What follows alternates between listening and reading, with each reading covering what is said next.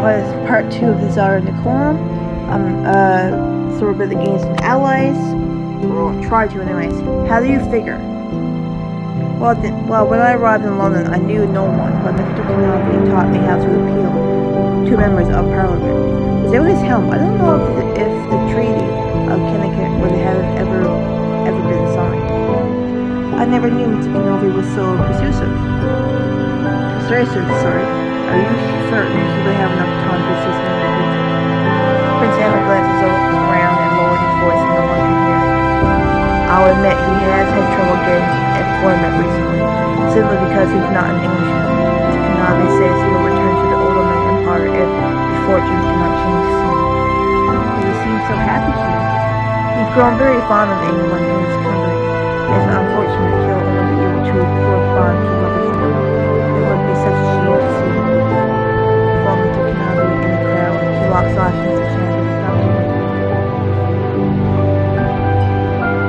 I know his heart was simply sore if you were to retain him for tonight, and whatever the future holds.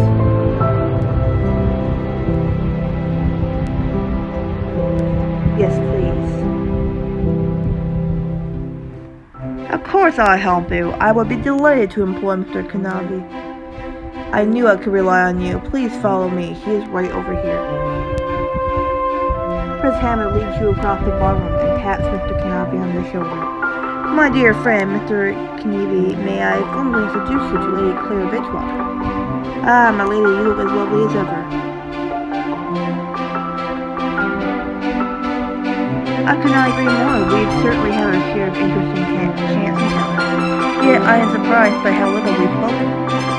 It seems strange and proud of steps to correct that mistake this evening. I only wish it was sooner, since I don't know if you're aware, but I'll be returning to Constantinople in the near future. But this is the greatest news, friend. I have found a solution to your employment problem. What? How? I perhaps wondered if I may retain your services as a barrister. Between the dispute over my father's will, the Edgewater estate, and my stepmother, I predict I will need legal advice in the coming days. You're telling me I can obtain England? Yes, sir. Should you agree? The Canadian's trembling hands covered his motion surprise. His knees falter, but Prince Hamid steadies him before he falls. Lady Claire, absolutely. Words cannot possibly express what I'm feeling. It's so indescribable that Mr. Kennedy's voice cracked before he could utter another word. He wipes away a tear still beaming at you. Sir, I wanted to do everything in my power to make sure you could stay in London with people you're fond of. You are far too kind and gracious, my lady. This is such a joyous occasion tonight. Mr. Kennedy, I can only hope this begins to make up for all the help you have given me over the years. More than enough, Your Highness. How are the two of you acquainted anyway? I've been a servant of the imperial family for years, but I only met Prince Hamid during his first visit to England. Mr. Kennedy is the one who helped me navigate the British politics and culture when I arrived. Now, you piqued my curiosity. Well, there was an instance when Mr. Kennedy covered for my blunder when I called the Duke of Portland the Earl of Portland. I don't think the Prime Minister was all that impressed. Mr. Kennedy worked his magic, pursuits of powers, and calming me. I was even invited to dine with the Prime Minister's family after the affair. I had very little to do with the invitation. Nonsense, Lady Claire. Mr. Kennedy is too humble to admit it, but I would have surely been lost were it not for his assistance. Miss Hannah.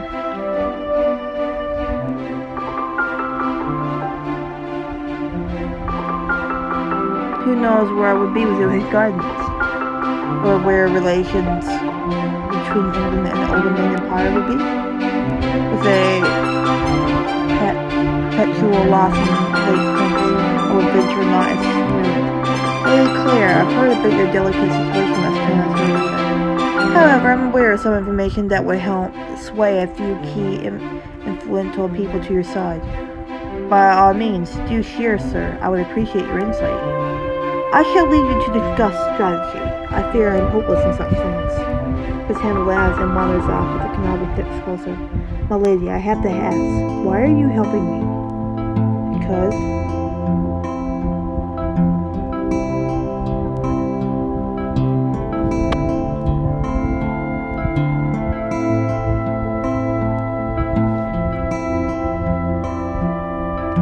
My parents were forced apart years ago. I'll be damned if I stand by and let that happen to someone else. Mr. Kenobi smiles meekly and looks over at Mr. Chambers across the room. Allow me to return the favor, my lady. Mr. Kenobi moves closer to you and points at people around the ballroom. You see Miss Belmont over there? You must remember that she is all about social climbing. She only cares about her reputation and would be swayed if she realized it's in jeopardy. Bowman, social climbing, reputation. Who else? Miss Holloway is a difficult one, but if you can find something that she will relate to, like family, you win her over. She lost a brother when he was quite young. It was a dreadful thing, but she can connect with the pain of losing a loved one. I had no idea, but I'll keep that in mind when we speak. Lastly, there's Mr. Chambers. Show him that you are an excellent dancer, and he will fight for you. I know he does not doubt your character, but he fears retribution from others if they do not see you to be a suitable lady. Proving yourself on the dance floor is one way to guarantee that. Plus, I know how much Mr. Chambers likes to dance. Did you woo him on the dance floor? You could say that, but it's one secret I'll carry to my grave, my lady. I think that is all the advice I can offer at present, but my services are now yours whenever you require. Mr. Kenobi turns to you, his face lit up with a smile. I can only thank you, Lady Claire, for everything. You are a more generous woman than I ever expected. I now understand what Prince Hammond sees in you. I never witnessed him so taken with anyone before. You had best to go tell Mr. Chambers the good news, sir. Mr. Kenobi smiles at you once more, then ushers over to Mr. Chambers and whispers in his ear. Mr. Chambers drops the handkerchief he was holding. The two of them reach for it. At the same time, their fingers touch and they lock eyes with each other. Prince Hammond returns to your side and watches the two men with you. They look so excited. I'm glad they'll get their happy ending together. I can't think of two people who are better suited for each other than Mr. Kenobi and Mr. Chambers. Neither can I. It is amazing how two souls can line up with puzzle pieces. Thank you for introducing us, Your Highness. It would be nice having Mr. Kenobi around Edgewater. We gave the two men one last look, then wandered towards the crowd around the pianoforte in search of Bishop Monroe. Instead, you find Miss Holloway playing the instrument, her fingers twinkling up and down the keys as she sings the last lines of her song. And he thought of her sweet, tender kiss all the more. As the final notes played, the small crowd gathered around the pianoforte applauds. Brilliant, Miss Holloway, simply brilliant. No one could possibly play as well as you. Thank you. Remember to let Duke Richards know you think so highly of my talents. We all know I am deserving of the title as most accomplished lady this evening. Miss Holloway's eyes sweep across the crowd and fall on you. Unlike others who lack enough skill to be even considered a contender. You know her gaze fall on their ridicule hanging from your urn. You hold it up, shake it and breathe into it. You like it, Miss Holloway? Other than practicing my brow and great recently, it's adequate for some skill. Come now, Miss Holloway, I can see in your eyes that you're jealous of it. Do you enjoy my performance? Quite talented.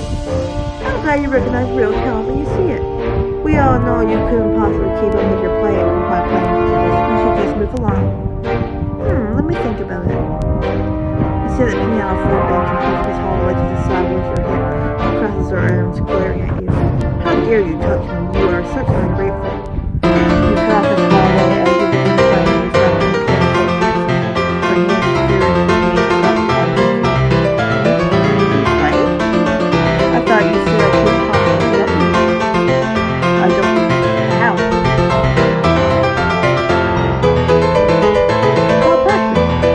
Perhaps you should try it sometime. It does help. Can you lend me a song? Did I say I learned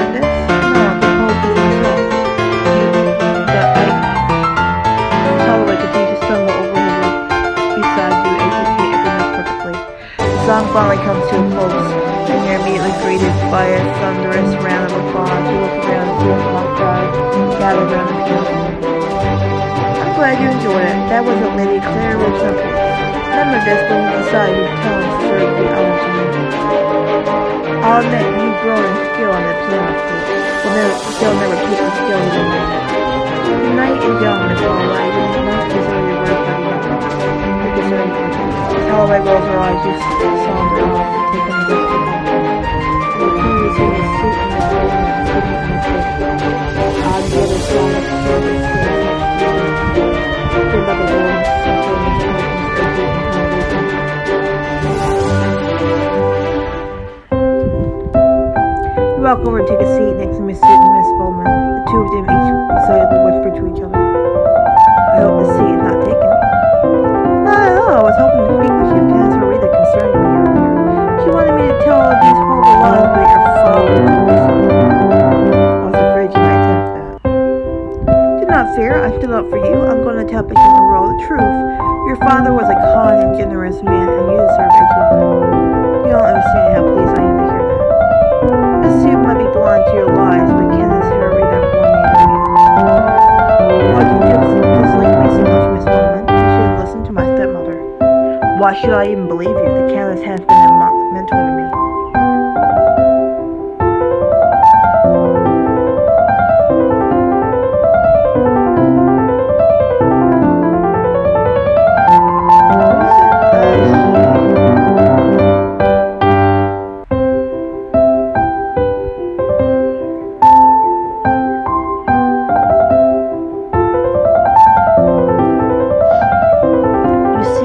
Done to others who get in her way. Can you firmly say she would not toss you aside to trust her? Pauses, thinking her insolently nods. You may have a point. I will stand by you and support your claim, but don't think this means we're friends. That's all I ask. Smiled Miss Bowman and turned her focus to the rest of the ballroom.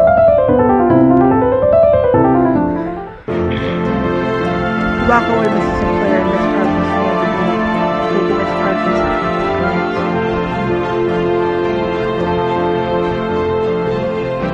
I don't think I've seen the color ever look so beautiful before.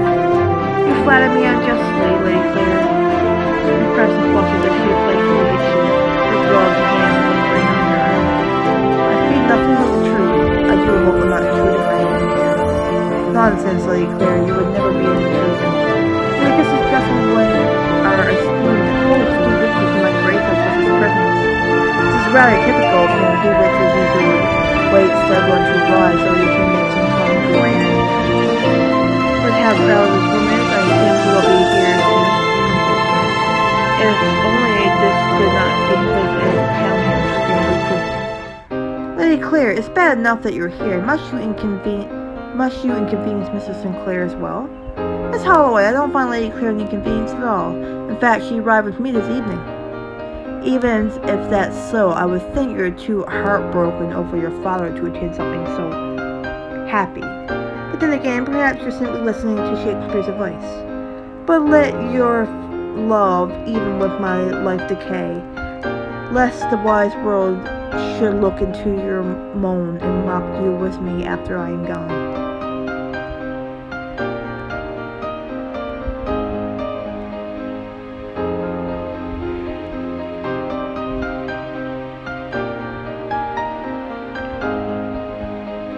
He was my father, and the only man I have ever called such, yet he was ripped away from me.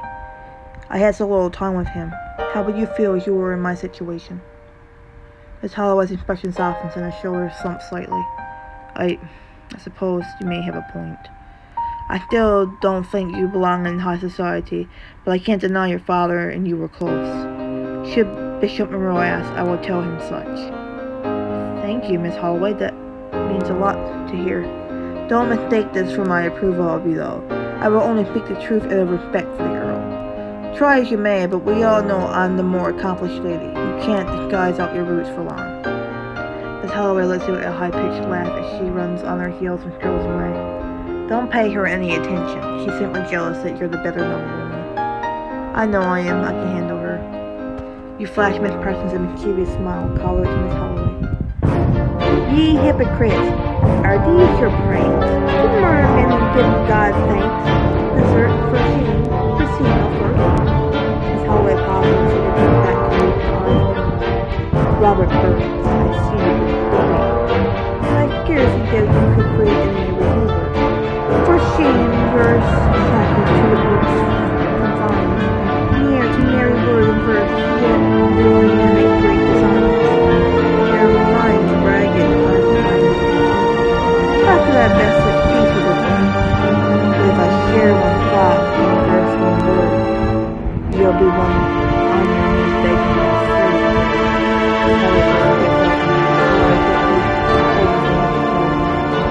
A clever notion you have me believe, but I see through this trick off the street. Common street urchins can only blend so long, and this charade, sing your lovely swan song. Hear me and listen, demand your attention. I am a lady. Does that not include comprehension? You insult me and mock me, tease me and taunt me. All I say no is Tella takes a step back, looking at your puzzle for its surface until her hisses. I don't know what childish trick you are attempting, but we are well past forgiveness and faith.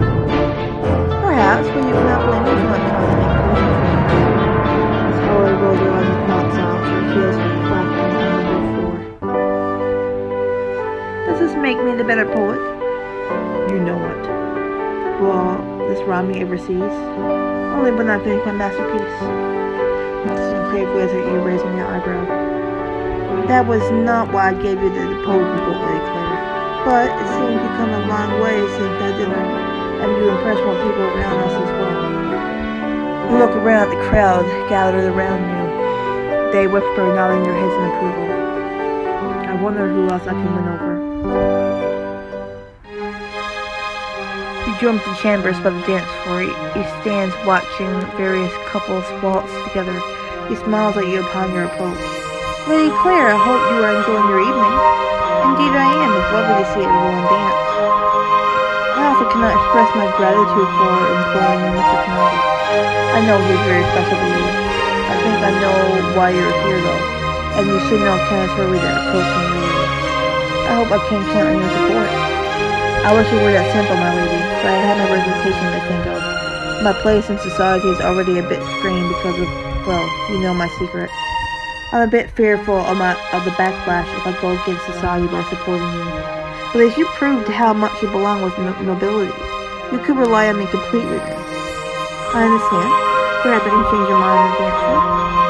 We may certainly try, shall we? You take Mr. Chambers' arm as he supports you onto the floor. He places his hand firmly on your back as the two of you towards the window. You certainly know your way with a waltz. I tried to know all the most fashionable dances for these gatherings. As the two of you turn clockwise, Mr. Chambers leads you to a pause and spins the opposite direction. You follow Mr. Chambers' lead as he guides you around the other couples. You are quite light on your feet, my lady. I owe it to your lead, sir. Mr. Chambers twirls you around and you notice Miss Holloway dancing with his camp questioningly. She rolls her eyes at you as you pass. You really just can't accept that I am more skilled in television can be than you say. I believe it's a little soon to declare that, Miss Holloway. Suddenly the kid with someone sits on Miss Holloway's foot. Have you never waltzed before, my lord? You're supposed to sit around my feet, not on them. I wasn't aware you had a hound named Pete, miss. Have I ever told you about my trusty dog? Miss Holloway's grip on the biscuit tightens as he guides her away from you, Mr. Chambers. I don't think I should ever want to dance with her. One misstep and I should have to endure her glare the rest of the dance. This humorously does not seem to mind, though I should think other reasons are to blame. No one can match your company as a partner, though. I desire your conversation a lot more, my lady. Thank you, sir. I could say the same about you. The song comes to me and curtsies you into Mr. Chambers across from me. Thank you for the dance, my lady. I never would.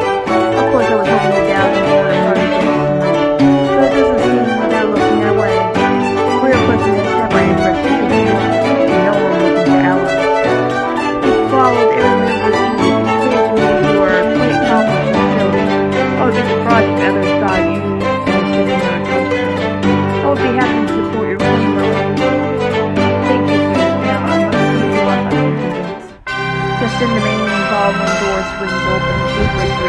eyes did. His eyes sweep the room and finally land on you. He wanders over and smiles. Very clear, I knew you couldn't stay away from me. Two Richards reaches for your hand, but you jerk it back before he can touch you. Careful, Two Richards, unless you care to make a scene. Don't flatter yourself, your grace. Try as you may, but you will not influence me. The threats cannot hurt me. You hold no power. You violate. I would not cross Lady Queen if I were you. I believe you'll find that she's quite intellectual. The Dukes, y'all take against his face presence. Remember, you are a guest in my house. You are here because I allowed you to be. I would not let the likes of either of you turn from God. Jupiter brushes off his sleeves and adjusts his pulse. He forces a smile as he turns towards the rest of the bottle and the aluminium loudly. Nevertheless, I have arrived and commenced with the evening festivities, beginning with painting my Garnier likeness. The Duke claps his hands together and slowly begins to smile. They set up painting easels around the room while Jupiter stands at the front, closing his mouth, raising eyebrows down over his head. We have to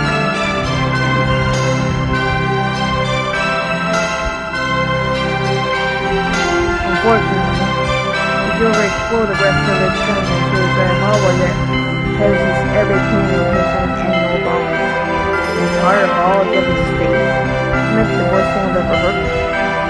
Come, ladies, let's see who the truly accomplished lady is tonight. Who shall be crowned the most artistic? You roll your eyes at his hair, speaks in hushed tones beside you. As much as it pains me to say this, I think it might be best to go along with you. Countess Rita's attempting to turn everyone against you, but if you saw your accomplishments, I should think then you more likely to align with you.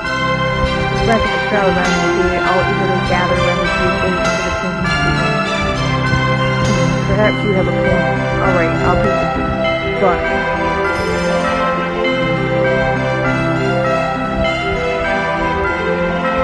I've not fought you there. I dare say I wouldn't enjoy it were I in your position. Then at least I know you will be commiserating with me in spirit. Clear nods and you make your way to a nearby easel. Soon you and the other young ladies are seated in deep poses, staring off into the distance wistfully as you all begin painting. You pick out a brush and attempt sketching the Duke's likeness. Each stroke of paint grows more hassy by the minute. This is more difficult than I imagined. After a while, you glance over the person painting at your left. Oh my, yours is fantastic, Annabelle. You are by far the best artist here. I don't know about that, but I hope he chooses to hang mine up. I left a rather crowded message in the corner if you look closely enough. Annabelle, I'm shocked at you, but also that is beyond brilliant. Soon you and everyone else finish your portraits. Duke Richards takes a turn around the room, stopping in front of each painting. This person's decent, but what is that smudge in the corner? Oh, that? I took a few artistic liberties in my interpretation. Big nonsense on positive appealing. Is that supposed to be me? Oh, I'm sorry. Do you not find it appealing? I thought it was quite an accurate likeness.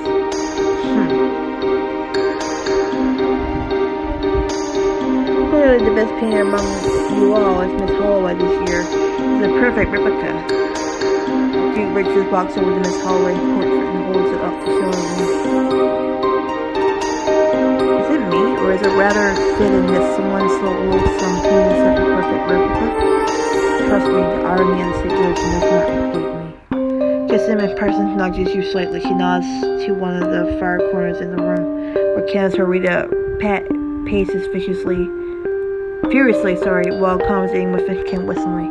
I wonder what that's all about. I confess, I'm not entirely sure, but I was able to make you one phrase. Miss Parsons furrows her brow, pouts her lips, and speaks in a falsetto impression of Countess Rita. Very clear, but rule of the day, she stepped foot here. The bathroom was never supposed to run tonight. That certainly sounds like my stepmother. You don't think she could be sharing her master plan? Oh, I certainly think she is. I know for a fact that when she gets furious, she can't hold her tongue for long. A few years ago, Mr. McCaster was engaged to a lady, Jane Hawkins, but then she accepted her proposal to someone else. Candace Reader was absolutely furious, and she accidentally announced their engagement at a dinner party. No, I thought Miss Newton's speech was quite loose, but this... Harry used to tell me stories that whenever he did something she disapproved of, he would catch her yelling about it in her bedroom. Maybe she really is venting to the Viscount and me then. Why else would she be talking to him? He cannot understand a word unless it's yelled at him, and even then. She does look like she's speaking rather softly. He probably hasn't the fanciest idea of what she's saying. You watch Candace Reader as she hisses at the Viscount rapidly. Her pacing becomes more frantic. Her face goes red, and you can see the frustration on her face. I do wonder what she's saying.